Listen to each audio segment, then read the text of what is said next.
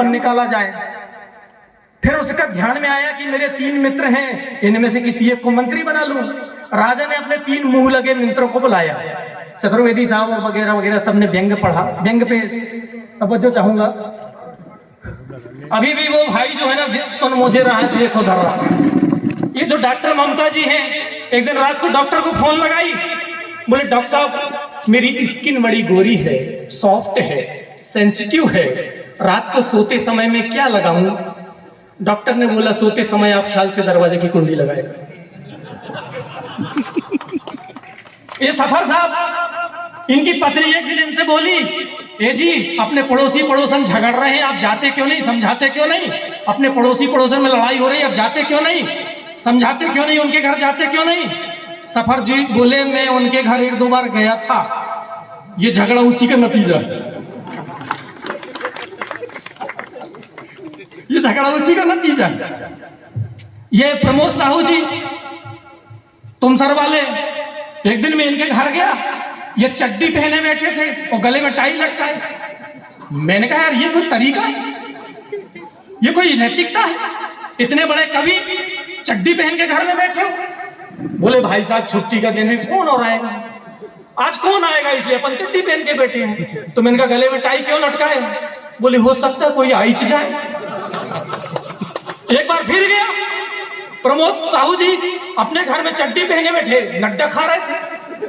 मैंने कहा यार गजब कर दिए यार, चड्डी पहने नड्डा खा रहे हो। बोले ठाकुर साहब अपने जिंदगी में 2 ही शौक हैं, अच्छा पहनना और अच्छा खाना। ये चतुर्वेदी जी एक दिन सिवनी में गए, भाभी जी का हाथ पकड़े मार्केट में घूम रहे थे। मैंने कहा डॉक्टर चतुर्वेदी जी शादी के 15-20 साल तो हो गए होंगे, आज भी भाभी जी से इतनी मोहब्बत? सरेआम सार्वजनिक रूप से भाभी जी का हाथ पकड़े सिवनी मार्केट में घूम रहे हो, इतनी मोहब्बत? बोले मोहब्बत गई तेल लेने, मैं तो इसका हाथ इसलिए पकड़ा हूं कहीं ये साड़ी की दुकान में ना घुस जाए। तो साहब बहुत सारे ऐसी बातें हैं। तो मंत्री का पद चयन करना था तो 3 मुंह लगे मित्रों को बुलाया। पहले मित्र से राजा ने पूछा बताओ तुम्हें मेरे व्यंग पे ध्यान चाहूंगा। राजा ने कहा तुम्हें मेरे राज्य में गरीबी दिखती है? पहले मित्र ने कहा हाँ राजन, अपने राज्य में गरीबी तो है। राजा ने सोचा यार ये तो सच बोलता है, इससे राजकाज चलने वाला नहीं है, उसको देश से निष्कासित कर दिया।